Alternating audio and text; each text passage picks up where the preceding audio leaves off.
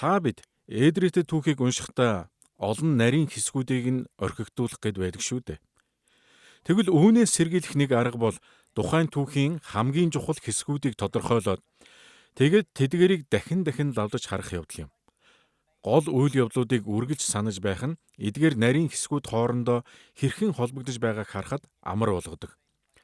Олон талаараа шинэ гэрээний теологийг ойлгоход бид яг л ийм бэрхшээлтэй тулгардаг.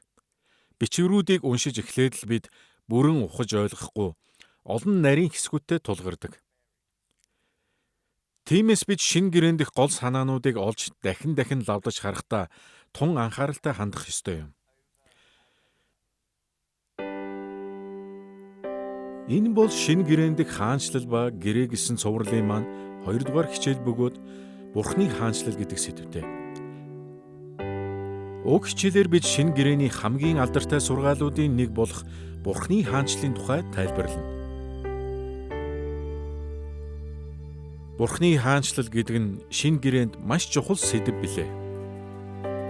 Үүнийг зөв ойлгож чадвал шинэ гэрээний теолог бол хаанчлалын теолог юм гэдгийг харах болно. Өөрөөр хэлбэл шинэ гэрээний бичээчдийн бичсэн бүхэн ямар нэг хэмжээгээр Бурхны хаанчлалыг тайлбарлаж цааш дэлгэрүүлэхэд чиглэсэн байдаг гэж хэлж болох юм. Бид шинэ гэрээний теолог дахь Бурхны хаанчлалын тухай ойлголтыг 2 талаас нь авч үзнэ. Эхлээд бид шинэ гэрээний бичээчид хаанчлалын сайн мэдээ буюу авралын зарыг чухам юу гэж үзэж байсанд анхаарлаа хандуулна. Дараа нь ирж буй хаанчлал нь тэдний бичсэн бүхэнд хэрхэн нөлөөсөн тухай үзнэ. Энэ 2 сэдэв бидэнд шинэ гэрээнд бүхий л талаараа Бурхны хаанчлалын тухай сургаал түшгэлдэг гэдгийг ойлгоход туслана. Тэгэхээр одоо хаанчлалын сайн мэдээний тухай эхлээд үзье. Шинэ гэрээний теолог нь тун яригтай гэдэгтээ бүгд санал нэг байдаг. Гэхдээ хүн бүрийн ойлгож амьдралдаа хэрэгжүүлэх ёстой шинэ гэрээний нэг сургаал байдаг гэвэл тэр нь сайн мэдээл байх нь лавтай. Үнэн дээр бид Христийн сайн мэдээг ойлгохгүй бол шинэ гэрээний теологийн аль ч талыг ойлгох боломж маш хязгаарлагдмал юм. Үүнийг бидний олонх нь хүлээн зөвшөөрөх байх. Гэхдээ эндээс маш чухал асуулт урган гарч ирдэг. Яагаад сайн мэдээ нь шинэ гэрээний теологод тийм онц ач холбогдолтой байдаг юм бэ? Яагаад энэ нь шинэ гэрээний олон энгийн онол дундаас онцгой гэж сайн мэдээ нь Бурхны хаанчлалын талаарх өргөн хүрээний сургаалтай холбоотой байдаг. Тиймээс энэ нь шинэ гэрээний теологод маш чухал гэдгийг бид удахгүй үзнэ. Бурхны хаанчлалын тухай сайн мэдээний энэхүү онол сургаал нь шинэ гэрээний теологийг тал бүрээс нь хэлбэржүүлдэг. Хаанчлалын сайн мэдээг бид 3 алхмаар үзэх болно. Эхлээд бүгдээрээ сайн мэдээ гэдэг үгний утга санаанд анхаарлаа хандуулна. Дараа нь Бурхны хаанчлалын талаарх үндсэн үзэл санааг судлана. Харин эцэст нь бид Библийн түүхэн дэх Бурхны хаанчлал хэмээх ойлголтын хөгжил ба түүхэн ач холбогдлыг мөшгөн судлах болно. Ингээд хамтдаа Бурхны хаанчлалын сайн мэдээний утга учирын талаар үзцгээе. Хаанчлалын сайн мэдээ гэдэг бол их эзэн хааны бидэнд тунхагласан сайхан мэдээний талаар ярьж буй арга зам юм. Ялангуяа бид Есүсийн тухай шинэ гэрээнд юу гэж тунхагсныг харах юм бол хаан ирлээ гэсэн байдаг. Гэхдээ зөвхөн хаан ирлээ гэж зогсохгүй. Есүсийн ноёрхол ба хаанчлалыг тунхагладаг. Ингэхдээ түүний үхэл ба амьдлал нь хаанчлалыг нь баттгсан хэмээн тунхагласан. Тиймээс энэхүү сайн мэдээ бол аль хэдийн болоод өнгөрсөн зүйлийн талаарх тунхаглал юм гэсэн утгатай. Энэ мэдээ нь биднийг хэрхэн амьдрахад нөлөөлдөг. Гэхдээ Есүс ирсэн гэдэг нь сайн мэдээ юм. Тэрээр үгснээрээ маш юр бусын байдлаар үхлийг ялан дийлсэн. Тиймээс энэ сайн зүйл аль хэдийн болсон гэдгийг Бурхан бидэнд тунхаглаж байгаа гэсэн утгатай. Хэдий тийм ч амлалтууд нь сайн мэдээний дотор одоо ч биелсээр байгаа нь мөнхөд ч биелнэ гэсэн үг юм. Лук 4:43 дээр Есүс үйлчлэлийнхээ зорилгыг хэрхэн дүгнсэнийг харцгаая. Энэ нь би Бурхны хаанчлалын сайн мэдээг хүргэх учиртай гэжээ. Энэхүү Лук 4:43 дугаар ишлэлд сайн мэдээ гэдэг үг ганц удаа дурдгдсан хэдий ч сайн мэдээний тухай хоёр ч ойлголтыг энд өгүүлдэг. Сайн мэдээ гэдэг үг нь грек хэлний евангелион гэдэг нэр үгнээс гаралтай бөгөөд шинэ гэрээнд 76 удаа гардаг. Евангелион гэдэг үгийн гарал зүйг харуул энэ нь ямар нэгэн сайн мэдэгдэл, зарлал эсвэл сайн үг гэсэн утгатай. Гэвч Есүс энд мөн сайн мэдээг тунхаглах ёстой гэснийг анзаараарай. Грек хэл дээр тунхаглах гэдэг үйл үгийг евангелизо гэдэг. Энэ үг нь грек хэлний евангелион гэдэг үгтэй нэг үндэстэй. Энэ нь сайн мэдээг тунхаглах эсвэл зарлах гэсэн утгатай ба шинэ гэрээнд 54 удаа дурдгдсан байдаг. Ийхүү олон удаа дурдгдсан энэ үг шинэ гэрээг бичсэн хүмүүст ямар чухал байсныг илтгэдэг. Өнөөдөр маш олон евангелийн итгэгчид сайн мэдээ бол хувь хүн Христ дотор авралыг олж авахын тулд хийх ёстой алхмуудын тайлбар юм гэж боддог. Гэвч энэ нь Есүсийн санаа байгаагүй. Бид хэрхэн Христийн дагалдагч болох тухай хуваалцахад үргэлж бэлэн байх ёстой. Гэсэн хэдий ч бичвэрдэх сайн мэдээ нь түүнээс ч илүү чухал зүйлийн тухай байдаг. Энэ нь хэн нэг хүний эсвэл хэсэг бүлэг хүмүүсийн авралын тухай гэхээсээ илүү Бурхны хаанчлалын ялалтын тухай юм гэдгийг бид үзэх болно. Үүнийг ойлгохын тулд бид шинэ гэрээний бичээчид хуучин гэрээний грек орчуулах болох Септуагинтаас сайн мэдээг тунхаглах гэсэн үгийг иш татсныг анхаарах хэрэгтэй. Септуагинтад бидний өмнө дурдсан үг болох евангелизо гэсэн үгийг 20 удаа ашигласан байдаг. Энэ үг бол еврей хэлний басар буюу сайн мэдээг авчрах ба зарлан тунхаглах гэж орчуулдаг. Гэхдээ 1-р Самуэль 31:9 болон 2-р Самуэль 18:19 зэрэг ишлэлүүдэд энэ үгийг хаанд болон хаанчлалын тухай, тэдний тулаанд ялсан тухай сайн мэдээг илэрхийлдэг. Шинэ гэрээнд ч гэсэн сайн мэдээ гэдэг үгийг ихэнхдээ Бурхны хаанчлалын ялалтын тухай холбон хэрэгэлсэн байдаг. Тиймээс энэ уялдааг анзаарах нь тун чухал билээ. Лук 4:43 дээр Есүс хэлэхдээ би Бурхны хаанчлалын сайн мэдээг хүргэх учиртай гэжээ. Гэвч энэ үгийг би Бурхны хаанчлалын ялалтын сайн мэдээг хүргэх учиртай гэж орчуулах нь зүйтэй юм. Шинэ гэрээнд Бурхны хаанчлалын ялалтын тухай сайн мэдээ гэж хэлэхдээ онцгой төрлийн ялалтын тухай ярьсан байдаг. Энэ тухай бид энэ хичээлийн төгсгөлд ярилцах болно. Тиймээс анх сонсоход тун хачирхалтай санагдаж болох ч бид шинэ гэрээнд дэх сайн мэдээ нь Бурхны хаанчлалын ялалтын тухай сайн мэдээ юм гэдгийг хүлээн зөвшөөрөх ёстой. Хаанчлалын сайн мэдээ гэдэг нь Бурхны хаанчлалын ялалтын тухай сайн мэдээ гэсэн утга болохыг ойлгосон бизээ. Тэгвэл одоо Бурхны хаанчлал хэмээх үндсэн ойлголтын тухай үзэхэд бэлэн болжээ гэсэн үг. Шинэ гэрээ нь Бурхны хаанчлал нь онцгойлон сайн мэдээтэй холбоотойгоор дор хаяж 7 удаа дурдгдсан байдаг. Хаанчлалын сайн мэдээ гэдэг үг Матай 4:23, 9:35 болон 24:14, Лук 4:43, 8:1 болон 16:16 дээр мөн Үйлс 8:12 зэрэг ишлэлүүдэд бага зэрэг л ялгаатай илэрхийлэгдсэнийг харж болно. Ийхүү олон давтан дурдгдсан нь сайн мэдээг буюу ялалтын мэдээг Бурхны хаанчлалтай холбох нь ямар чухал болохыг харуулж байна.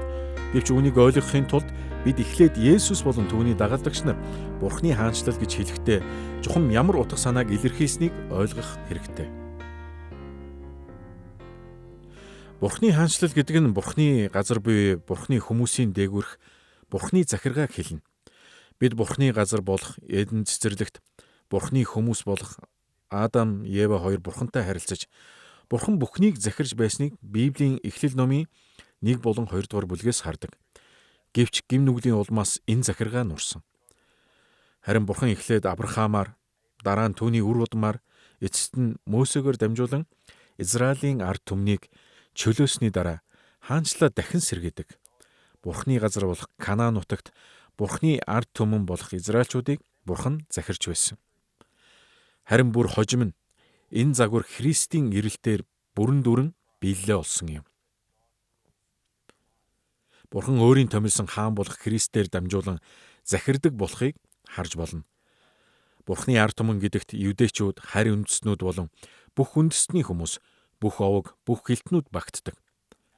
Бурханы газар гэдэг нь тодорхой байршил бүхий газар гэхээс илүү бидний Тэнгэрлэг гэр болсон шинэ Иерусалимыг хэлж байна. Тиймээс бид шинэ гэрээнд дэх Бурханы хаанчлал нь Христээр дамжуулан дэлхийд даяар тархсан түүний бүх овог үндэстэн хилтнүүдийн дээр оршин байдаг болохыг харж болно. Энэ нь газар зүйн тодорхой байршил бус, харин бидний сүнсний гэр орон болсон Тэнгэрийн улсад бий. Мөн шинэ гэрээ бидэнд Бурханы хаанчлал нь Христийг эргэн ирсний дараа ямар байхыг зэрвэсгэн харуулдаг. Хэдий энэ дэлхий дээрх Бурханы хаанчлал нь одоогоор зарим талаараа нууцлагдсан байгаа ч Христ эргэн ирэх үед бүрэн тодорхой болно. Тийхүү өвдөг бүр сөхөрч хэл бүр Есүс Христ бол эзэн гэж хүлээн зөвшөөрнө. Тэгээд Бурхан хаан болох Христээр дамжуулан өөрийг нь мэддэг. Эцэг минь хэмээн дууддаг ард түмнээ Тэнгэрлэг шинэ Иерусалимда төгөлдөр байдалд захирна. Библи Бурханы хаанчлалыг хоёр янзаар тодорхойлсон байдаг. Нэг талаас Бурханы хаанчлал нь түүний гангашгүй бүрэн эрх буюу бүх бүтээлүүдийн дээгүүрх түүний хувиршгүй захиргааг хэлдэг. Мөн түүнчлэн хаанчлалын илрэл буюу Бурхан хүн төрлөختний түүхийн туршид өөрийн хаанчлалыг хэрхэн илчлэн илэрхийлж ирсэн талаас нь мөн авч үздэг.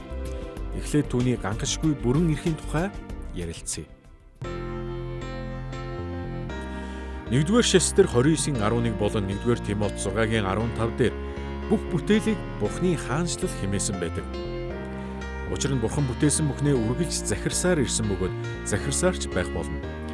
Бичвэрт Бурханы бүрэн эрх нь Тэнгэр ба газар гэсэн хоёр төвшөнд хамаатай гэдгийг бид үргэлж санах хэрэгтэй.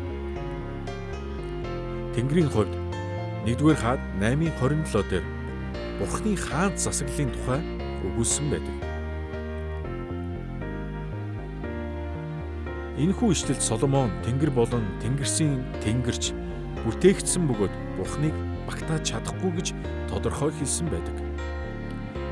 Гэсэн ч Бурхан хүлцэнгүй байж өөрийн бүтээлүүдийнхээ өмнө өөрийгөө илчилсээр байдаг билээ.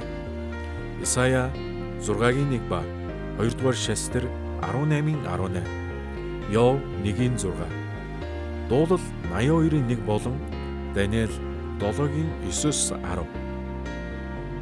Мөн шинэ гэрээний Лук 22:30. Илчлэл 4-6 дугаар бүлэгт Тэнгэр бол Бурханы оршдог газар гэжээ. Энэ нь бүхий л үйл хэрэг өрнөдөг, үзэгдэх энэ газар дэлхийн дээгүүр оршдог юм. Бурхан Тэнгэрт хаан ширээн заларч, тайлан хүлээн авч, залбирлуудыг сонсож, ажиглан төлөвлөгөө гаргаж, тушаалуудаа буулгадаг. Тэрээр сүнслэг бүтээлүүдээрээ дамжуулан газар дэлхий дээрх хүслээ биелүүлдэг. Мөн заримдаа өөрийн оршдог газарт сонгосон хүмүүсээ үзэгдлээр дамжуулан оруулж, өөртөө үйлчлүүлэхээр дууддаг. Тэрээр Тэнгэрлэг шүүх судалдаа буруу зөвийг шүүн тогтоодог. Ингэхдээ шударга ёс болон өршөөлийнхээ дагуу сүнслэг бүтээлүүд хувь хүмүүс болон үндэстнүүдэд зохих шийтгэлийг нь өгдөг. Гэхдээ Бурханы Тэнгэрлэг үйлс нь Тэнгэрдэг хаанчлалд зөвхөн хөдөлдөггүй.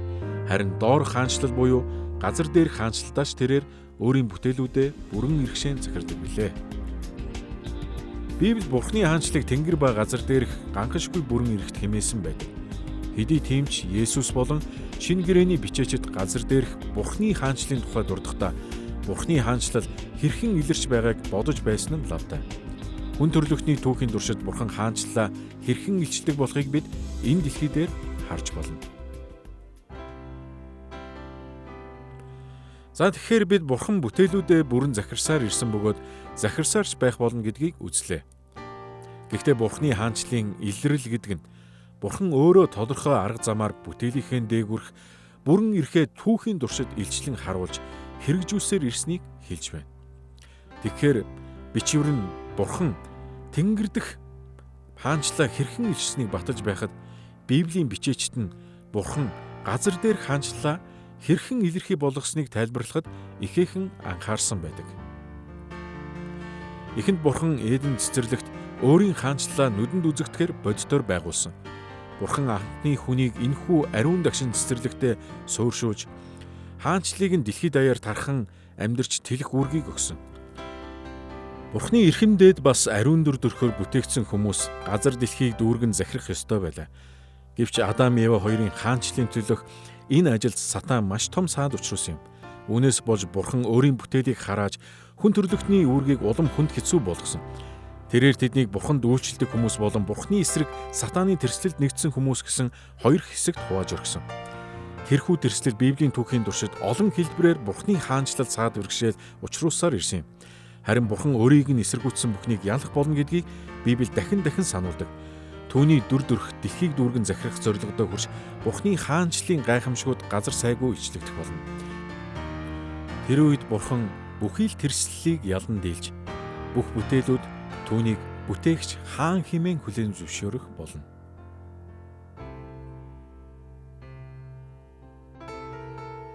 Илч Паул Филиппой 2:10-11 дээр юу гэж бичсэнийг харцгаая. Энэ нь Есүсийн нэрд Тэнгэр газар дээр газрын доорх бүгд өвдөг сөгдөж, Бурхан эцгийн алдрын төлөө Есүс Христ бол эзэн гэж хэл бүхэн хүлээн зөвшөөрхийн учир ажээ. Түүхийн эцэст биелэлээ олох энэхүү сүр жавхлантай алсын гараа нь Есүс болон түүний дагалдагч нарын Бурханы хаанчлалын сайн мэдээ гэж тунхагласан агуу ялалт юм. За бүгдээрээ хаанчлалын сайн мэдээг сайн мэдээний утга учир болон Бурханы хаанчлал гэсэн хоёр талаас нь авч үзлээ. Одоо бүгдээрээ Бурханы хаанчлалын ялалтыг тунхаглахын түүхэн ач холбогдолд анхаарлаа хандуулцгаая. Хаанчлалын ялалтын тухай сайн мэдээ нь Шинэ гэрээний теологийн эд эс бүхэнд нэвч шингэсэн бөгөөд энэ нь Шинэ гэрээний бүхий л хэсэгт ил болон далд хэлбрээр дурддагддаг. Шинэ гэрээ бичигдэж байсан яг тэр цаг үед Бурханы хаанчлалын ялалтын төлөх найдвар маш чухал ач холбогдолтой байв. Тиймээс энэ нь Шинэ гэрээний теологийг бүрдүүлдэг бүхий л хэсэгт нөлөөлсөн юм. Шинэ гэрээний теологт Бурханы хаанчлалын тухай ойлголт хэр чухал ач холбогдолтой болохыг бид олон зүйлээс харж болно. Гэхдээ бид эдгээрээс хоёр талыг нь л авч үзэхэд хангалттай. Эхлээд бид Шинэ гэрээний үе хүртэлх Израилийн уналтын тухай үзнэ. Дараа нь Христ ирэх хүртэл хаанчлалын талаарх Израилийн итгэл найдвар ямар байсныг судлах болно. Тэгэхээр одоо Израилийн уналтын тухай үзье. Гим нүглээс болж бүх бүтээл болон хүн төрлөختөн хараал дор амьдрах болсон. Түүнээс хойш Бурхан Авраам болон түүний үр удмыг сонгож Адам Ева хоёрт анх даалгасан байсан хаанчлалын зорилгыг биелүүлэх үргийг өгөв. Авраамийн үр удмыг өнөр өтгөн болгоно гэж Бурхан амласан. Бурханы ерөөлийг дэлхийд даяар түгээх эхлэлийг тавихын тулд Авраамийн үр удамд тэрхүү амлагдсан газрыг өгсөн. Мөсе болон Йошуагийн үед Бурхан Израильчуудад Канаанчууд болон тэдний үйлчлдэг Сатаны хүчийг ялахт нь тусалсан. Үүгээрээ Бурхан Израильчуудын эрх болон үүргийг тодорхой болгож өгсөн юм. Хожим нь Давид болон Соломон мөн Израилийн болон Юудын цөөн хідэн хаан Бурханы хаанчлалыг өөр үндэстнүүдийн дунд тэлэхэд онцгой амжилт гаргасан байдаг. Үнэн дээр Соломон хааны хаант улсын цар хүрээ Израилийг дэлхийн агуу эзэнт гүрнүүдийн тоонд зүй ёсоор оруулж байсан юм. Эдгээр амжилтуудыг эс тооцвол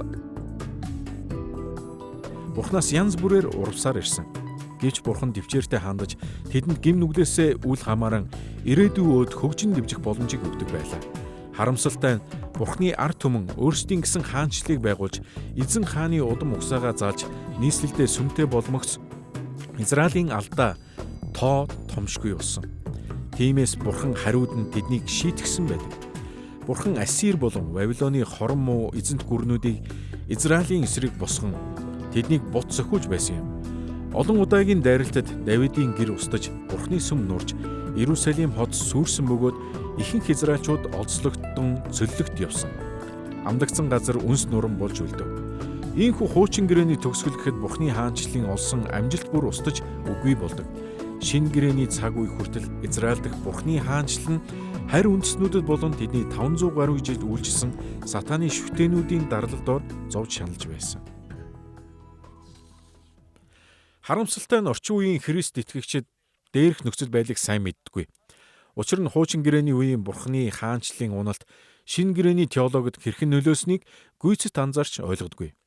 Гэтэл Израильчууд харь үндэстний дарлал дор байсан нь 1-р зууны Израильчууд тэр дундаа Есүсийн дагалдагч нарын оюун санаанд хүн дээр тусаж байсан юм. Цөллөг Бурхны харагдах хаанчлалын төгсгөл байсан гэж үү?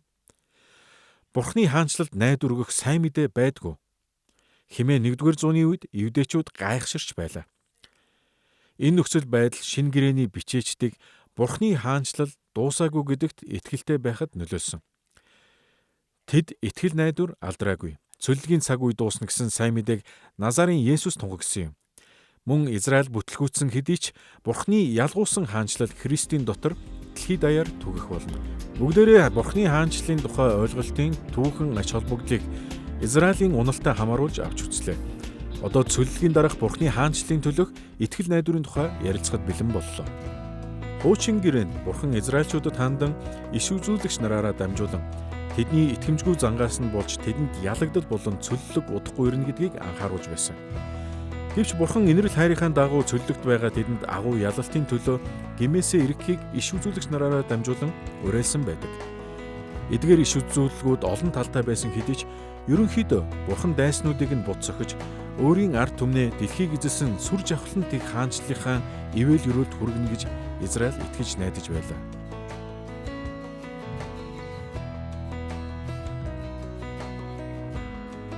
Гэхдээ бидэнд хангалттай цаг байхгүй тул Исая 52 дугаар бүлэгт байдаг олны сайн мэдэгт иш үзүүлэлгээс 2 ишлэгийг авч үзье. Эхлээд Исая 52-ын 7 дугаар ишлэгийг уншицгаая. Энд амар тайвныг сонирдуулж сайн сайхныг мэдээж авралыг сонсгож чиний Бурхан хаанчлах нэ гэж Сионд өгүүлэх сайн мэдээ авчрагчийн хөл уулсын дээр юутай үзэсгэлэнтэй гэжээ. Энэ ишлэл Бурханы хаанчлалын ялалтын сайн мэдээний тухай ил тодор дурдсан байдаг учраас бидний хувьд чухал юм. Мөн Исая 49-дээр Исаягийн хэлсэнтэй төстэй утгатай зүйл хэлсэн байдаг тул энэ хоёр ишлэл бараг л адилхан гэж хэлж болно. Энэ хоёр ишлэлийг өргөн утгаар нь авч үзвэл сайн мэдээ бол Бурханы хаанчлалын дахин давтагдшгүй ялалт болон түүний дараах Израилийн цөллөгийн төгсгөлийн тухай юм гэдгийг тодорхойлсон байдаг.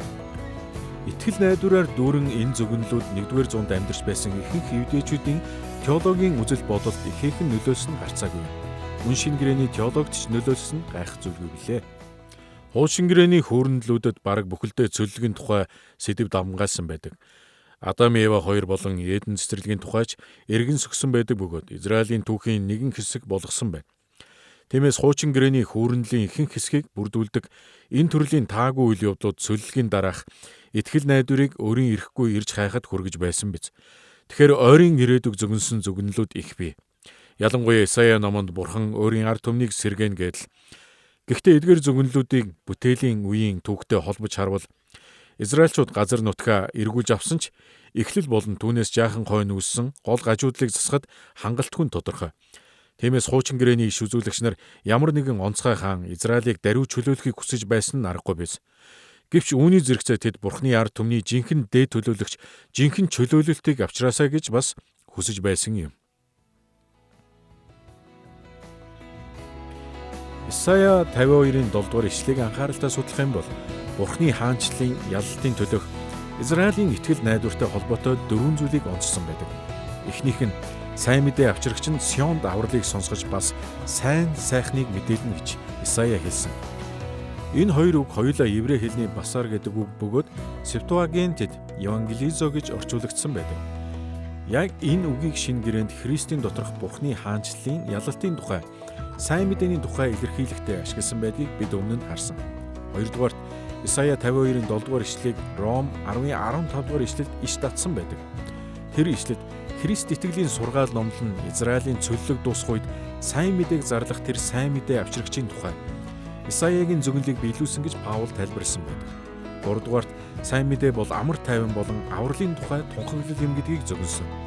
Эфес 6-гийн 15 дугаар ишлэлд Паул хэлэхдээ Христ итгэлийн амар тайвны сайн мэдээ гэж иш татсан бол Эфес 1-ийн 13 дугаар ишлэлд тэрээр авралын сайн мэдээ гэж хэлсэн байдаг.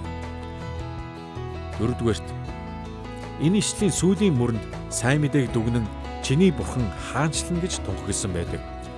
Яг энэ үгнээс үндэслэн Есүс болон шинэ гэрээний бичээчэд хаанчлалын сайн мэдээ эсвэл Бурханы хаанчлал гэж олон удаа иш татан хэлсэн байдаг.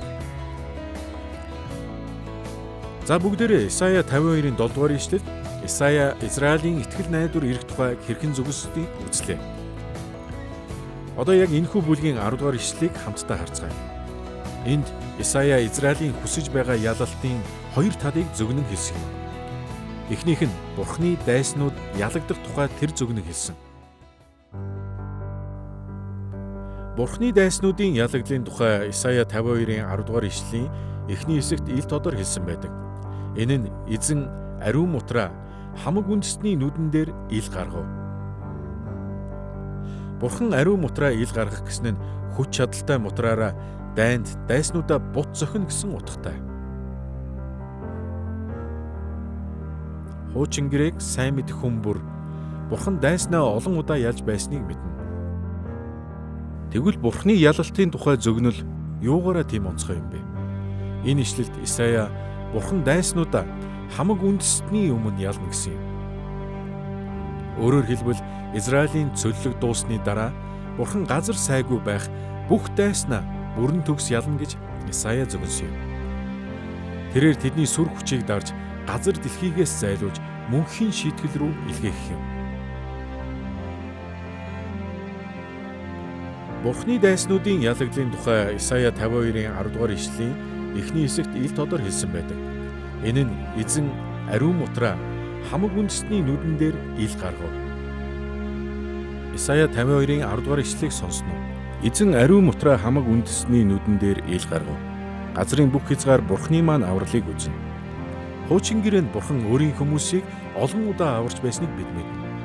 Харин энэ ишлэлд Исаягийн зөгнсөн авралыг газрын бүх хязгаар харж мэдэх болно гэсэн юм. Бурхан газар сайгүй байх ертөнцийн бүх дайснаа ялах бөгөөд түүний аврал газрын хязгаар бүрд хүрч дэлхий дахны хүмүүсийг эцсийн удаа аврав. Эцэс сүлд нь Бурхан өөрийн хүмүүсийг баяр хөөр, хайр, зөв шударга, амар тайван, бэлхэм дүүрэн ба түүний сүр жавхланд оршихуйд үрд мөх баясан цэнгэх тэр хаанчлалтаа оруулах болно. Бурхны ялалтын энэ хоёр талыг бид хичээлийнхээ сүүлээр илүү наривчлан авч үзэх болно. Гэхдээ удахгүй ирэх хаанчлалыг дүрсэлсэн ишлэлүүд үнэндээ хуучин гэрээгээр дүүрэн байдаг юм. Харамсалтай нь 2000 гаруй жилийн хугацаанд уламжлалт Христ итгэлийн теологи нь шинэ гэрээн дэх Бурхны хаанчлалын тухай ойлголтын ач холбогдолыг буруулсаар ирсэн юм. Сүм чуулганы түүхийн өөр өөр цаг үеүүдэд Христ итгэгчид янз бүрийн асуудал теологийн олон янзын үзэл санааг онцлон тэмдэглэж ирсэн байдаг. Гэхдээ шинэ гэрээ бичигдэж байх үед Бурхны хаанчлал ялагдсан байдалтай байсан нь Есүсийн дагалдагч нарын оюун санаанд маш хүнд тусаж байсан гэдгийг санах хэрэгтэй. Тэдний хувьд Бурхны хаанчлал нь Есүсийн дотор хосгүй ялалтад хүрнэ гэдэг итгэлээс илүү чухал зүйл байгаагүй. Энэ шалтгааны улмаас шинэ гэрээний теологи Бурхны хаанчлалын сайн мэдээн дээр үндэслэн хэлбэрчсэн байдаг.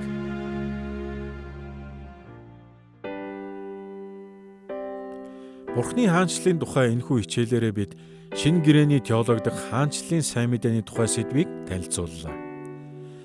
Одоо бүгдээрээ дараагийн гол сэдэв буюу ирж буй хаанчлал нь шинэ гэрээний теологийг хэрхэн хэлбэржүүлсэн тухай авч үзье. Ямар нэг зүйл удахгүй болох гэж байгаад баттай итгэлтэй байх тохиолдол бидний амьдралд олон байдаг. Гэвч заримдаа бидний хүлээж байсан зүйл биелэх үед төсөөснөөс өөр байх нь бий. Шинэ гэрээг бичсэн хүмүүсийн хувьд яг л ийм нөхцөл байдалд ороод байсан юм. 1-р зуунд амьдарч байсан евдээчүүдийн олонх нь Бурхны хаанчлал ирж ялалтыг авчрах талаар бат итгэн хүлээж байлаа. Харин Есүсийн анхны дагалдагч нар тэдний төсөөж байсан зүйл болохгүй гэдгийг аажимдаа ойлгосон юм. Тиймээс шинэ гэрээний теологийн гол зорилго нь хаанчлалын ялалт чухам хэрхэн ирэхийг олон янзаар тайлбарлахад чиглэсэн гэлтэй байдаг. Хаанчлалын ирэлтэн шинэ гэрээний теологид хэрхэн нөлөөснийг ойлгохын тулд бид эхлээд Бурхны хаанчлал хэрхэн ирэх талаар ямар хүлээлтүүд байсныг авч үзэх хэрэгтэй. Харин дараа нь бидний хэлж заншнаар хаанчлалын 3 үеит ялалтын талаарх шинэ гэрээний үзэл санааг авч үзэх болно. Тэгвэл эхлээд ирэх хаанчлалын талаарх хүлээлтүүдийн тухай ярилцъя. 1-р зуунд бүх евдээчүүд болон өвөг дээдсийнхээ итгэл үнэмшлийг төдийлөн дагдаггүй евдээчүүдэд ч Бурхны хаанчлалын ялалт ирээсэ хэмээн хүсэн хүлээж байлаа. Бурхан бүх дайсныг нь бут сохиж хаанчлалынхаа сайханд оруулна гэж тэд итгэж найдаж байв. Есүсийн дагалдагч нар ч бас ийм бодолтой байсан. Гэтэл Бурхны хаанчлалын ялалт хизээ бас хэрхэн ирэх нь тэдний хүсэн хүлээж байснаас тис өөр байсан юм. Израилийн багш нар болон ахлагчид Бурхны хаанчлалын эцсийн ялалтын тухай заахтаа хуучин гэрээнд эцсийн өдрүүд болон эзний өдөр гэсэн санаануудыг түгээмэл ашигласан байдаг. Гэхдээ тэд мөн түүхийн 2 агуу их үеийн тухай өгүүлсэн байдаг. Багш нар ихэвчлэн гим нүгэл, зовлон ба үхэл бүхий одоо цаг үеийг энэ үе буюу еврей хэлээр Олом Хазэ гэсэн. Мөн цөлгийн дараах зөвхт байдал, хайр, баяр хөөр бүхий ирээдүйн цаг үеийг ирэх үе буюу еврей хэлээр Олом Хаба гэсэн байна. Тэд энэ үеийн хамгийн доройтлын зэгтээ хүрсэн үе бол амлагдсан нутгаасаа цөлөгдөн хараагдсан үе юм хэмээн зааж байв. Мэдээж Бурхан энэ үеийг захирч байсан ба өөрийн хаанчлалыг үеэс үед онцгой арга замуудаар илчлэн харуулсаар ирсэн. Гэвч 1-р зуунд амьдарч байсан Бурханы хүмүүс олон зуун жилийн турш Бурханы хаанчлалын ёроолоос таслагдан дарлал зовлон амсаад байсан юм. Тэрхүү ирэх үе болоход Бурханы бүх дайсан ялагдаж газар дэлхийгээс арчигдана гэсэн хүлээлт бүгдэд байв. Тэгэд Бурханы хүмүүс Бурханы дэлхий даяар хаанчлалын хэмжээшгүй ёроолыг хүртэх болно.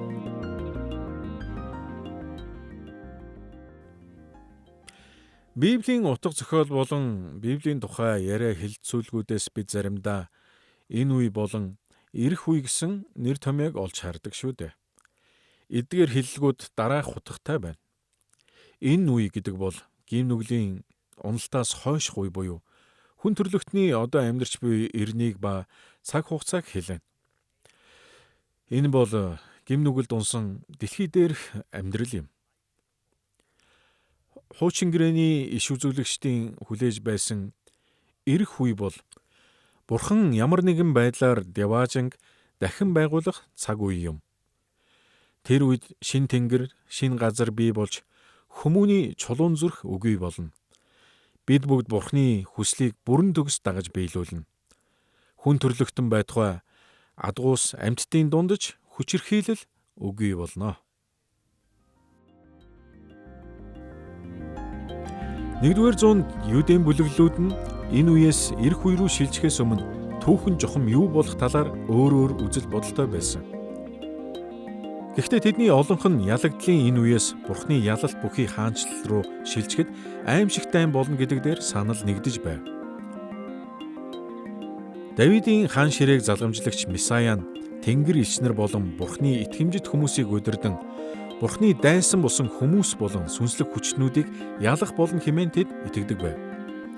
Бурхан зөвхөн өөрийн дайсан болсон хүмүүсийг төдийгүй харин сүнслэг дайснуудаач ялна гэдэг итгэл үнэмшлийг хуучин гэрээний бүхий л бичвэрүүд дэмждэг. Жишээ нь Гитлэл 12:12 дээр Бурхан зөвхөн Египтчүүдийг төдийгүй тэдний бурхтыг ч ялах тухай өгүүлсэн байдаг.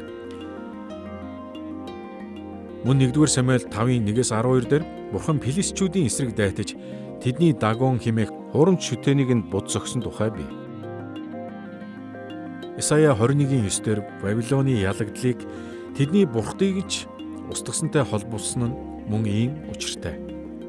Хуучин гэрээний номууд бол Хагай 2:6-9, Захария 9:12 болон Изекиэл 38-39 зэрэг Юудын апокалиптик буюу эцсийн цаг үеийн тухай зохиолуудыг Месая Бурханы их цэргийг удирдан бүх үндэстэн болон хорон муус сүнснүүдийг хаанчлан захирах агуу тэнгэрийн дайны тухай зөгнөл гэж үздэг.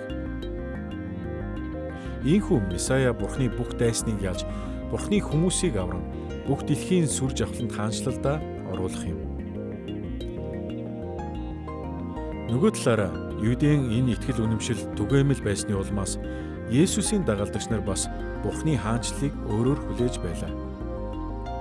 Хуучин гэрээний номууд бол Хагай 2:6-9, Захария 9:12 болон Изекиэл 38-39 зэрэг Юудын апокалиптик буюу эцсийн цаг үеийн тухай зохиолуудыг Месая Бурханы их цэргийг удирдан бүх үндэстэн болон хорон муус сүнснүүдийг хаанчлан захирах агуу тэнгэрийн дайны тухай зөгнөл гэж үздэг.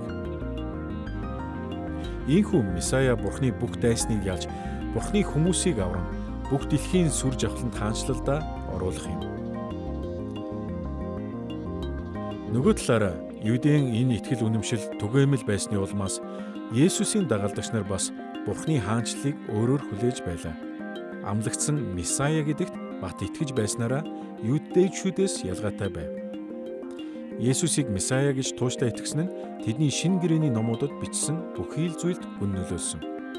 Бид энэхүү Есүс бол хаанчлах Месая мөн хэмээх итгэл бишрлийг шинэ гэрээнд дэх түүнд өгсөн эрхэм дээд нэрсээс нь харж болдог.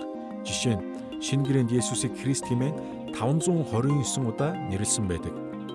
Грек хэлний Христос гэдэг үг нь хуучин гэрээний еврей хэлний Мишиаях буюу бидний хэлдгээр Месая гэдэг үг юм. Энэ үг нь угтаа тослогдсон нэгэн гэсэн энгийн утгатай. Хуучин гэрээний цаг үед Израильд иш үзүүлэгч, дахилч нар болон хаадыг тусгаалan тосолдог байсан.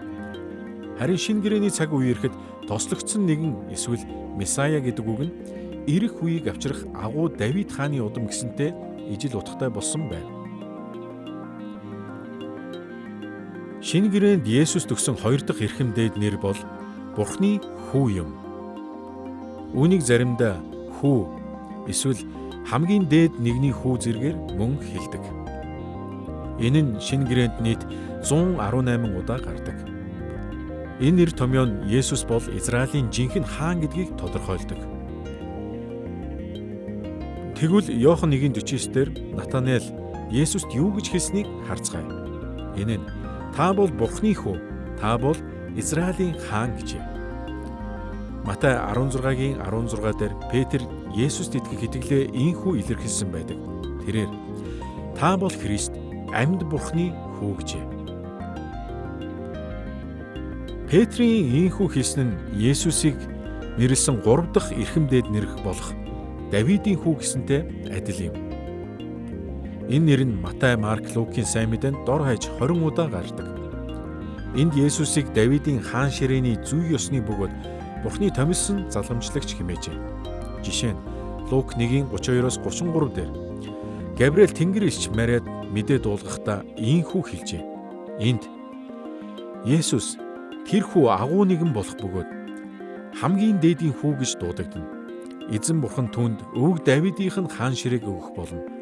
Тэр Яаковын гэрийг үрд хаанчлах бөгөөд хаанчлалд нь төгсгөл гэж үгүй гэжээ. Габриэл энд Есүсийг хамгийн дээд нэгний хүү гэсэн эрхэм дээд нэрээр дуудаад өвөг Давидынхаа хаан ширээнд суун гэж хэлсэн. Лук Есүсийг үрд хаанчлах бөгөөд түүний хаанчлал төгсгөл гэж байхгүй гэжээ. Хамгийн дээд нэгний хүү болох Есүс бол Бурхны хаанчлалын эцсийн бөгөөд үл төгсөх ялалтыг авчрах нэгэн юм. Эдгээр ишлүүдээс Есүс бол Бурхны хаанчлалыг газар дэлхийд бүрэн төгс авчрах Месая мөн гэсэн шинэ гэрээний теологийн чухал ач холбогдол бүхий сургаал урган гарсан. Хоёрдугаарт Есүсийн анхны дагалдагч нар түүнийг энэ үеэс ирэх үе рүү хэнийхэн ч санаанд оромгүй байдлаар шилжүүлнэ гэж итгэцгээж байсан юм. Матай 13:31-32 дээр Есүс Бурхны хаанчлалын талаарх хүлээлтүүдийг хэрхэн өөрчилсөнийг сонсоцгоё. Энд Есүс тэдэнд сугалсан хүмүүст өөр нэгэн сургаалт зөвлөл хэлэхдээ Тэнгэрийн хаанчлал нь хүний авч цэцэрлэгтээ суулгасан гичний үр мэт юм. Энэ нь бусад бүх хүрээс жижигхэн боловч ургахдаа ургамал ногооноос илүү томорч мод болдог тул Тэнгэрийн шувууд ирж мөчрүүд дээр нь үрээ засдаг юм гэлээ гэжээ. Энэ сургаалт зөвлөлд Бурхны хаанчлалын ялалт жижигхэн зүйлээс эхэлнэ гэж Есүс заасан. Яг л гичний үр мэт ургаж боловсрсны дараа хурааж авах цаг нь хожим эрэхтэй адилхан. Орчин үеийн теологчид Бурхны Месаятай холбоотой хаанчлал хэрхэн ирэх талаарх Есүсийн үзлийг эцсийн зүйлсийн эхлэл буюу эхлэл тавьсан эскатолог гэж нэрлэдэг. Энэ үг хэлгийн гол санаа нь Месая газар дэлхий дээр ажлаа аль хэдийн хийсэн боловч эцсийн ялалт хараахан ирээгүй байгаа гэсэн утгатай. Тэд заримдаа үүнийг аль хэдийн ба хараахан болоогүй байгаа гэж хэлэх нь бий. Өөрөөр хэлбэл ирж буй Бурхны хаанчлалын ялалт аль хэдийн ирсэн боловч хараахан бүрэн төгс болоогүй байна гэсэн үг юм. Бурхны ирж буй хаанчлалын ялалтын талаарх энэ үзэл шинэ гэрээний теологид тоож баршгүй ойлголтуудыг бий болгодог билээ. Есүс Бурхны хаанчлалын тухай зарлан тунхаглах үед урган гарсан томоохон асуултуудын нэг бол Бурхны хаанчлал нь одоо бодитоор бий юу гэдэг асуулт юм. Хаанчлал нь Есүсийн үг ба үйл хэрэгээр хэдийн биелсэн үү? Эсвэл ирээдүйд биелэх юм уу? Тийм ээ, судлаачид Бурхны хаанчлалын эхлэл тавигдсан гэж үздэг. Энэхүү эхлэл тавигдсан гэдэг нь одоо ба ирээдүйг зэрэг хамаардаг. Есүс хаанчлалыг зарлан тунхагласан. Хаанчлал түүний үг ба үйл хэрэгээр буюу онцгойлон түүний загалмай дээр хөхөл болон амьдлаар нь дамжин ирж буй юм. Тиймээс хаанчлалын эхлэл хэдийн тавигдсан. Гэхдээ энэ үйл хэрэг хараахан бүрэн төгс дуусаагүй байна. Хаанчлал энэ газар дэлхийд бүрэн төгс болох үед бид алдаршуулгдсан биеийг хүлээн аваад Бурхантай үрд хамт байх болно. Тиймээс өнөөдөр бид энэ хоёр цаг хугацааны дунд амьдарч байгаа гэсэн үг юм. Бид хаанчлалын эхлэл тавигдсанаас хойш бүрэн төгс байгуулагдах тэрхүү хоёр үеийн загт амьдарч байна. Бид энэ л унсан дэлхийд энэ л махан бидээ амьдарсаар байгаа хэдий ч Христ эцгийнхэн баруун гар талд залран хаанчж байгаа тул хаанчлал ирнэ гэсэн үг билээ. Тэрээр мөн бидний зүрх сэтгэд хаанчж байна. Тиймээс хаанчлал аль хэдийн ирчихсэн. Гэхдээ ирээдүйд бүрэн төгс болох тул мөн хараахан ирээгүй байна. Ерөнхийдөө энэ нь Бурхны хаанчлалын тухай шинэ гэрээний үзлийг 3 үед ялалт гэж харахад тусалдаг. Эхнийх нь эхлэл тавигдсан үед Бурхан Есүсийн амьдрал, үхэл, амьлал, Тэнгэрөд одсноор болон анхны зууны илч ба иш үзүүлэгчдийн суурь болсон үйлчлэлээр дамжуулан хаанчлалынхаа ялалтыг хэдийнэ эхлүүлсэн. Үүний дараагаар үргэлжлэх үед Есүс Тэнгэр дэх хаан Синтинээс Бурхны хаанчлалын ялалтыг ахиулсаар байгаа. Мөн Есүс сүм чуулганы түүхийн туршид хаанчлалаа үргэлжлүүлсээр байх болно. Тэгээд эцэст нь Есүс сүр жавхлантайгаар иргэн ирэх үед хаанчлал нь бүрэн төгс ялах үед ирнэ. Бурхны хаанчлалын эцсийн ялалт ирэх үед ёрын муу бүхэн устгагдаж Бурхны сүр жавхлант хаанчлал дэлхийн өнцөг булан бүрт хүрэх юм. Шинэ гэрээг бичсэн хүмүүс олон янзын теологийн асуудлуудыг тайлбарлахад ихээхэн чармайлт гаргаснаар Есүсийн Месаягийн ажлыг эдгээр 3 үе шатыг голчлон тайлбарласан. Хаанчлалын ирэлтийн талаарх анхны зууны Есүсийн дагалдагч нарын хүлээлт хэрхэн өөрчлөгдсөн тухай бид ярилцлаа. Одоо бүгдээрээ шинэ гэрээний теологи дах Бурхны хаанчлалын 3 үеийн ялалтын ач холбогдыг авч үзье. Бурхны хаанчлалын ялалт нь Есүсийн Месаягийн ажлын буюу эхлэл үе, үргэлжлэх үе, бүрэн төгс болгох үеэр дамжин ирнэ гэсэн нь анхны сүм чуулганд олон асуултуудыг бий болгосон. Есүс хэдийнэ юу хийсэн бэ? Тэрээр чуулганы түүхэнд юу хийх байсан бэ? Тэр эргэж ирэхдээ юу хийх вэ? Эдгээр асуултууд нь 1-р зуунд шинэ гэрээний теологийг гүн гүнзгий хэлбэржүүлэхэд чухал байсан. Бурхны дайснууд ялагдаж Бурхны хүмүүсийг аврах ажил Христийн анхны ирэлтээр аль хэдийн эхэлсэн гэдгийг шинэ гэрээний бичээчид хичээнгүйлэн тайлбарласан байдаг. Энэ үйл явдал сүм чуулганы түүхийн туршид үргэлжлэх бөгөөд Христ дахин сүр жавхлантайгаар ирэх үед бүрэн төгс болох юм. Уг ялалтын 3 үе шат нь шинэ гэрээний теологийг хэрхэн хэлбэржүүлсэнийг ярихад хангалттай цаг бидэнд байна. Гэхдээ бид 2 чиглэлийг авч үзэхэд болно. Эхнийх нь хаанчлалын 3 үе шатын явцад Бурхны дайснууд хэрхэн ялагдах тухай шинэ гэрээнд юу гэж заадгийг товч үзье. Дараа нь бид энэ 3 үе шатын туршид Бурхны хүмүүс хэрхэн аврагдах тухай авч үзэх болно. Тиймээс Бурхны дайснууд хэрхэн ялагдах талаар одоо ярилцъя. Месая нь өөрийн дайсан болсон хүмүүс болон сүнслэг хүчийг ялна гэдэгт сүсэг бишрэлгүй юудэчүүд ч итгэдэг байсан. Шинэ гэрээний бичээчид ч үүнд итгэж байв. Гэхдээ тэд Есүс хаанчлалынхаа 3 үе шат бүрд тохирсон арга замаар ялна гэдгийг ойлгосон юм. Шинэ гэрээний теологид Есүсийн хаанчлалынхаа суурийг тавьсан стратеги 2 талтай байсан гэдгийг онцолж үздэг. Нэг талаар Есүс Бурхны эсрэг сүнслэг дайснуудын дээр Бурхны шүүлтийг авчирсан. Тэрээр үйлчлэхийн туршид ёрын муу сүнслүүдийн хүч чадлыг үгүй болгож эрх мэдлийг нь үгүйсгэж байсан.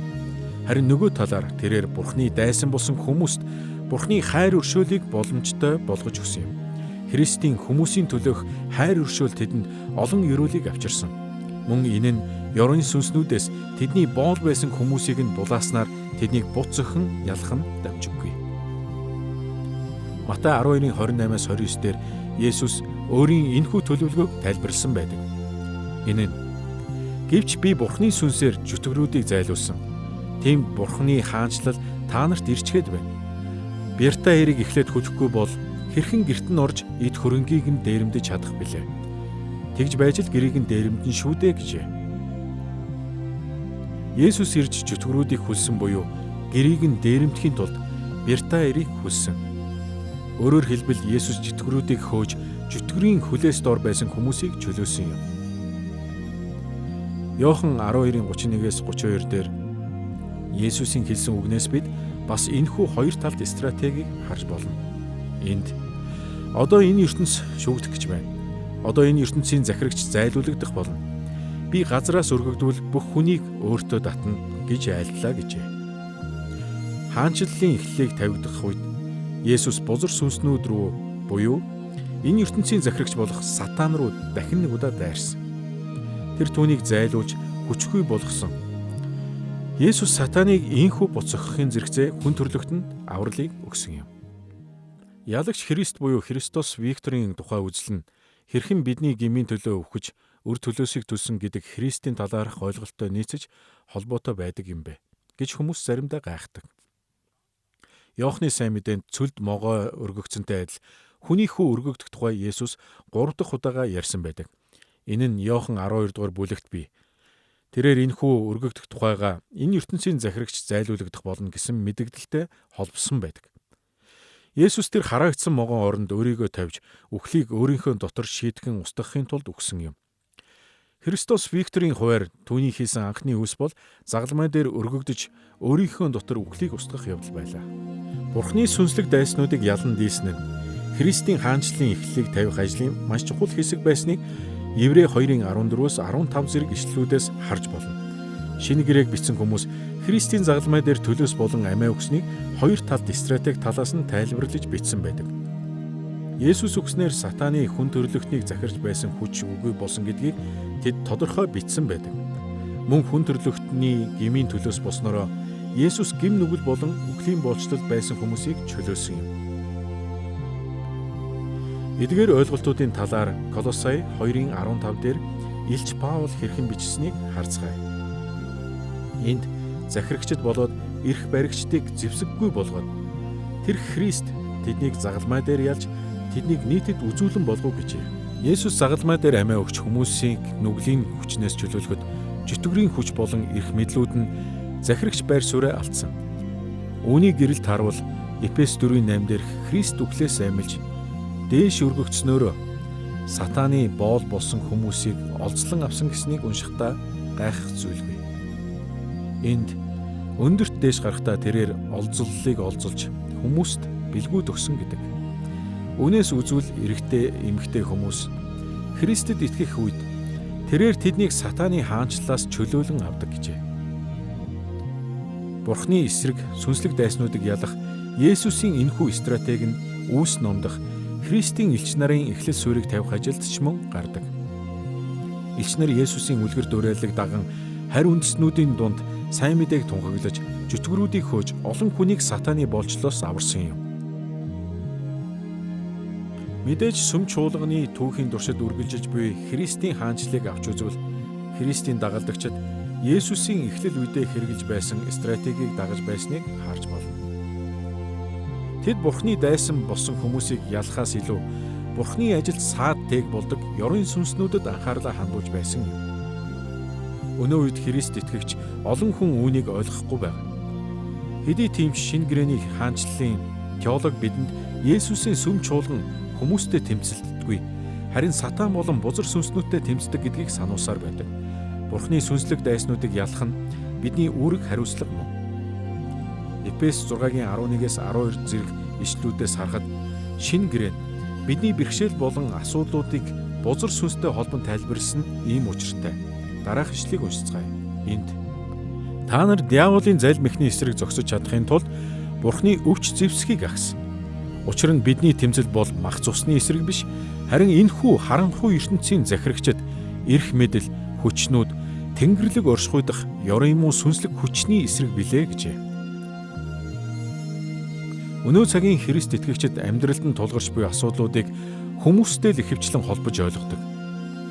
Гэтэл бид энэ ишлээс сүм чуулганд тулгарч буй гол асуудал бол үнэндээ бузар сүнс, эрх мэдлүүд, захирагчид болон тэнгэрлэг оршихуйдах ёрын муу сүнслэг хүч гэдгийг харж болно. Харин Бурхны өвч зэвсгээр өөрсдийгөө зэвсгэлснээр бид Бурхны хаанчлалыг эсэргүүцдэг тэдгээр сүнслэг хүчийг ялж чадах юм. Энэхүү ишлэлд Христийн сүм чуулган түүхийн туршид Христийн хаанчлалын нэг чухал тал болох сүнслэг тэмцлийг онцлсон нь гайхмаар зүйл биш юм.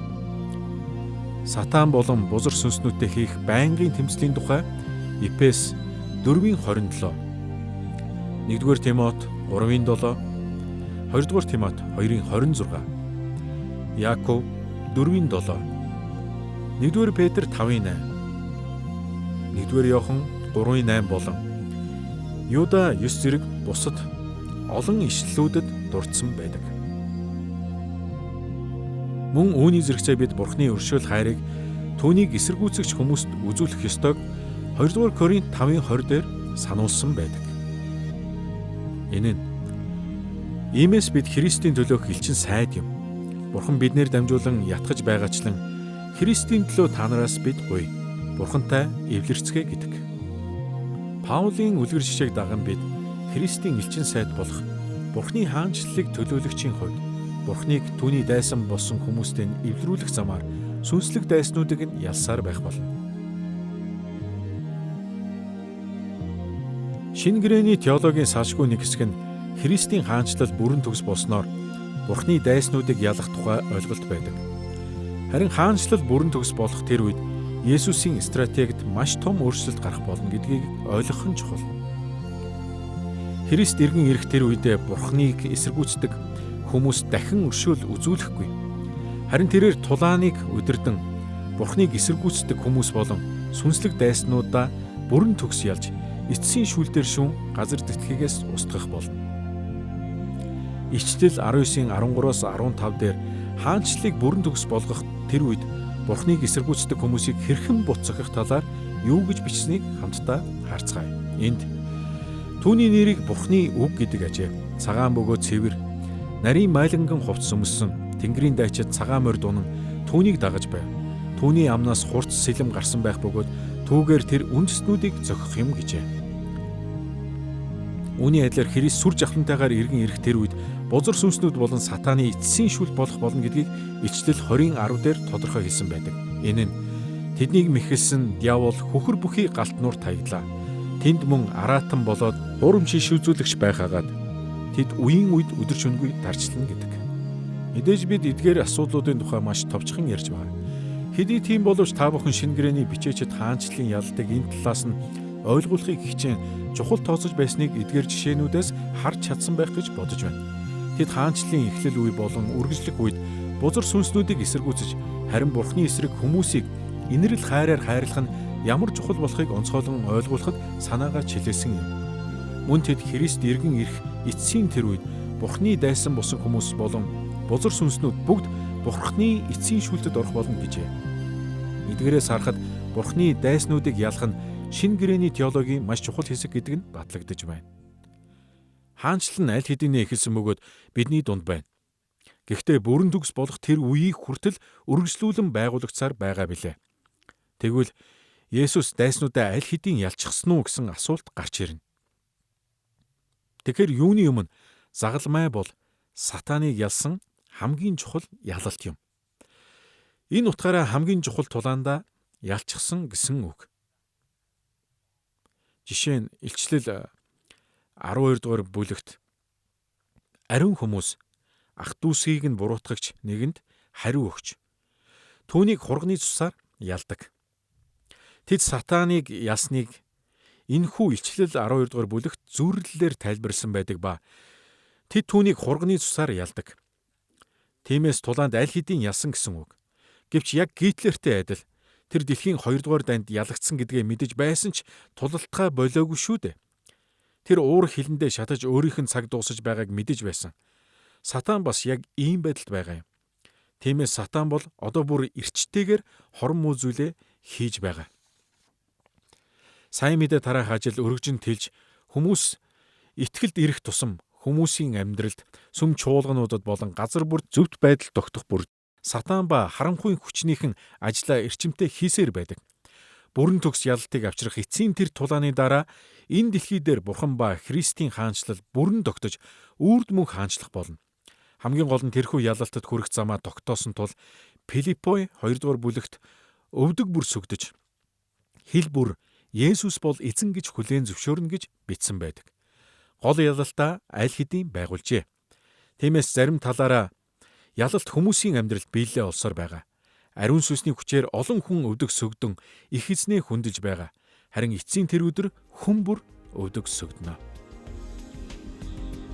Бид Бурхны хаанчлалын 3 үеит ялалтад Бурхны дайснуудын ялагдал багтдаг болохыг үзлээ. Одоо харин Бурхны хүмүүсийн аврал нь шинэ гэрээний теологид голлох үүрэг гүйцэтгэдэг тухай авч үзье. Хаанчлалын эхлэл үеийн ажлуудаас уншигч бүрийн анхаарлыг татдаг нэг зүйл бол Бурхан хүмүүсийг хаанчлалын ёроолд оруулж буй аврал юм. Жишээлбэл сайн мэдээнд Есүсийн хийсэн гайхамшгуудын тухай ихээхэн ач холбогдол өгч дурдсан. Учир нь тэдгээр гайхамшгууд нь Есүсийн газар дэлхийд авчирсан хаанчлалын ёроолийн нэгэн хэсэг билээ. Ирэх үед Бурхны хүмүүс тэдгээр ёроолыг үрд мөнх хүртэх билээ. Үүнээс гадна Есүс ядуу, эмзэг, бусдын гарт зовж шаналсан хүмүүст шударга ёсыг өгөхөд анхаарлаа хандуулж байсан. Энэ нь шударга ёс бол хаанчлалын ёроолийн нэгэн хэсэг гэдгийг харуулдаг. Гайхамшгууд болон Есүс түүний элчнэр иш үзүүлэгчдийн баримталж байсан нийгмийн шударга ёс бол гарцаагүй ёр бусын ёроолууд байсан. Гэвч Бурхны хаанчлалын эхлэл үеийн хамгийн агуу ёроол нь мөнхийн авралын бэлэг байсан бөгөөд өөрт нь итгэдэг хүмүүст Христ энэ бэлгийг өгсөн юм. Ийм л учраас Колосай 1:13-14 дээр Христийн дотор авралыг хүлээн авах нь нэг хаанчлалаас нөгөө хаанчлал руу орж байгаа хэрэг гэж Паул тайлбарлсан байдаг. Энд тэр биднийг харанхуйн эрх мэдлээс авраад хайрт хүүгийнхээ хаанчлалд шилжүүлсэн юм. Хүүгийнхэн дотор бидэнд нүглийн уучлал болох золилт байна гэжээ. Хаанчлалын ёроолыг хүлээн авч аврагдах тухай энэ сэдэв бидэнд шинэ гэрээнд ариун сүнсний ажлуудыг ихээхэн онцолсны учрыг ч ойлгоход тусалдаг. Газар дээрх үйлчлэлийн төгсгөлд Христийн дагалдагч нарын дээр ариун сүнс бэлхэн зутгсан нь итгэгч хүн бүрд ирээдүйд хүлээн авах их ёроолийнх нь баталгаа болж өгсөн байдаг. Үүнийг бид 2-р Коринт 1-р бүлгийн 21-с 22 дээрээс харцгаая.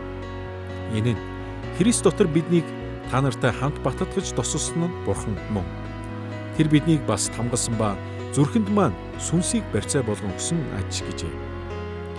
Энэхүү ишлэл нь Эфес 1:14-р ишлэлтэй ижил утгатай. Эдгээр ишлэлдэр ариун сүнс бол биднийг өөрийн болгож тамгалсны баталгаа гэдгийг тодорхой хэлсэн байдаг. Мөн тэр бол эрх зүйлийн баталгаажуулсан барьцаа юм. Өөрөөр хэлбэл бидний амьдрал дахь Бурхны хүч болсон ариун сүнс бол Христ алдар дотроо иргэн ирэх үед Христийн дагалдагчдын хүлээн авах агуу их үеийн урьдчилгаа гэсэн үг юм. Мөн шинэ гэрээнд бидэнд Христийн хаанчлалын үргэлжлэх үед ч Бурхны хүмүүсийн чөлөөлөлт байдаг тухай өгүүлдэг.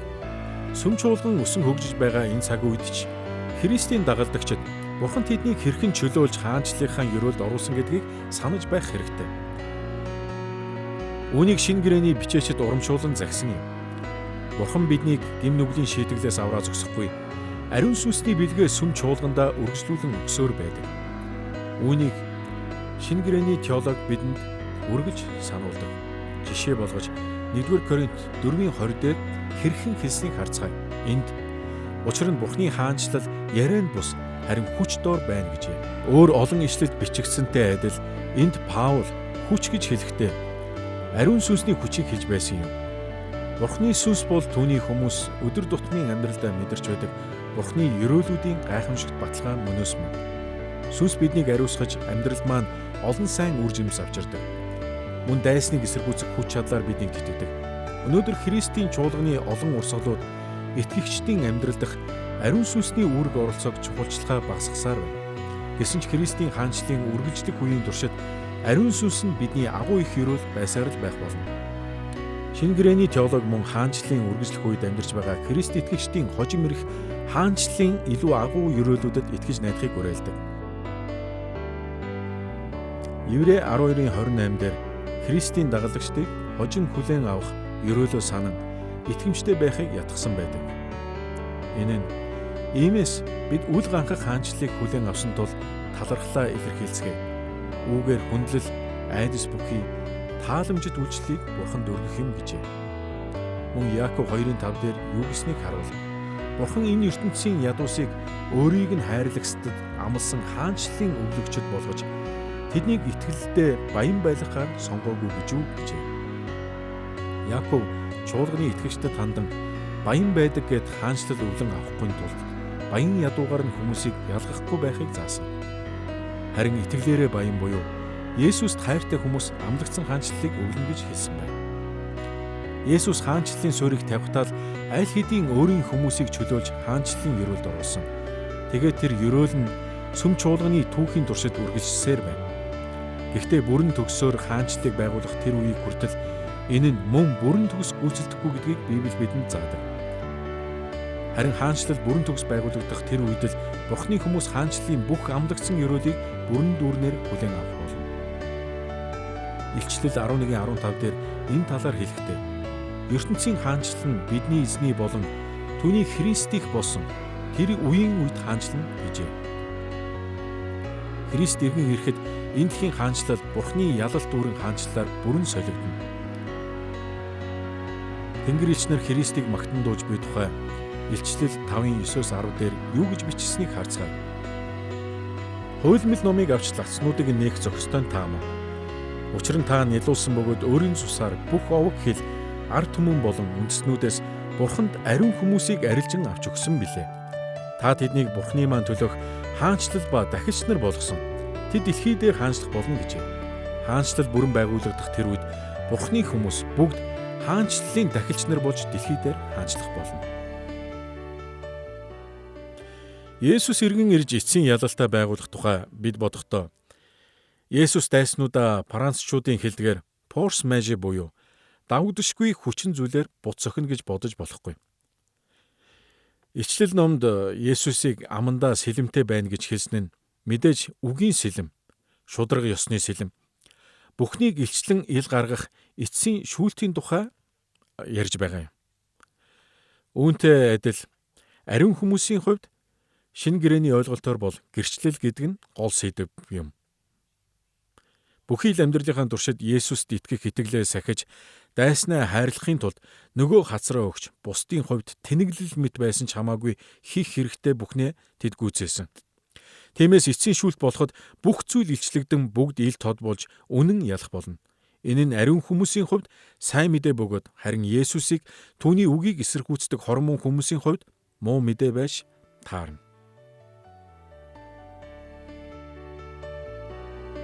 Ингээд бүгдээрээ шинэ гэрээний бичээчид Есүсийн Месаягийн ажлын үе шат бүрдэх Бурхны дайснуудын ялагдал болон түүний хүмүүсийг хаанчлалын ёроолд оруулах авралт анхаарлаа хандуулж байсныг авч үзлээ. Эхэндээ эдгээр асуудлууд хоорондоо холбоогүй мэт санагдаж болох ч Христ доторх Бурхны хаанчлалд ялалт ирэх тухай сэдвийг хөндсөн тул шинэ гэрээний теологид уялдан холбогдсон маш чухал ойлголтууд байдаг. Энэ хичээлээрээ бид шинэ гэрээний теологдох Бурхны хаанчлалын тухай ойлголт хэр чухал болохыг авч үзлээ. Энэ ойлголт нь шинэ гэрээний жижигхэн нэг хэсэг биш бөгөөд харин ч шинэ гэрээг бичсэн хүмүүсийн хэлсэн заасан бүхний гол санааны үндэс суурь нь болсон юм. Бид мөн хаанчлалын сайн мэдээ хичнээн чухал болохыг бид судаллаа.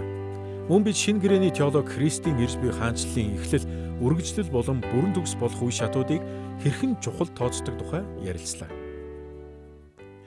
Шинэ гэрээнд итгэл бол бүхэлдээ Бурхны хаанчлалын тухай юм гэж хэлэхэд хэтрүүлсэн хэрэг болохгүйг бид мэдлээ. Шинэ гэрээний теологийн гол заадаг зүйл бол Бурхны хаанчлалын ялалтын тухай сайн мэдээ бөгөөд Христийн хаанчлалын 3 үед тэр ялалтыг хэрхэн байгуулсаар байгаа мөн бүрэн байгуулах тухай л юм. Хаанчлалын тухай эдгээр үндсэн ойлголтууд бол шинэ гэрээний хамгийн чухал ойлголтууд юм. Энийг л марталгүй санаж явах нь шинэ гэрээний теологийг ойлгоход туслах болно. Мөн бид шинэ гэрээний тухай сургаал номлолдоо баримтлах чиглэлтэй болох юм. Христийн доторх Бурхны хаанчлалын тухай сэдэв бол шинэ гэрээний теологийн асуудал бүрийн үндэс суурь гэдэг нь эргэлзэх зүйлгүй билээ.